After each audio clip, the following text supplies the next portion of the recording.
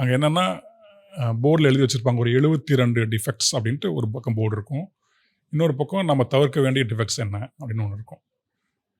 நம்ம என்ன பண்ணோம்னா ஒரு 10 நிமிஷம் 5 நிமிஷத்துக்கு நல்லா யூஸ்வலான தியானம் பண்ணுவோம் இல்லையா, அந்த மாதிரி அங்கே மாஸ்டர்ஸும் வருவாங்க, வந்து சொல்லிக் கொடுப்பாங்க. கண்ணை மூடி நம்மளுடைய மைண்டில் ஓடுறதெல்லாம் நோட் பண்ண வேண்டியது தான். இது ஒரு கிளாஸ் அங்கே இருக்கும், ஒரு 10 நிமிஷம் சைலண்ட் ஹவர்னு சொல்லுவாங்க.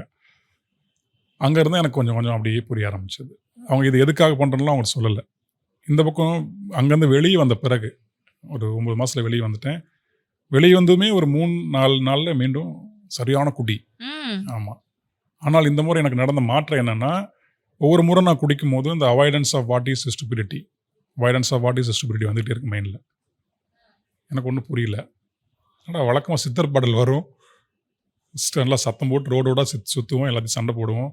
இந்த முறை இது வந்துகிட்டே இருக்குது. அந்த ஜேகே ஜிட்டு கிருஷ்ணமூர்த்திங்கிறது என் மைண்டில் வந்துகிட்டே இருக்குது. ஜேகேங்கிறது எவ்வளோ போதையாக இருந்தாலும் ஒரு கட்டத்துக்கு மேலே அப்புறம் ஒரு 10 நாள் 5 நாள் பாம்பேலேருந்து வந்த பிறகு லைப்ரரி போய் முதல்ல ஜேகேனா யார் பார்ப்போம் அப்படின்னு பார்க்க ஆரம்பிச்சது தான் டோட்டலாக மைண்டு மாற ஆரம்பிச்சிருச்சு.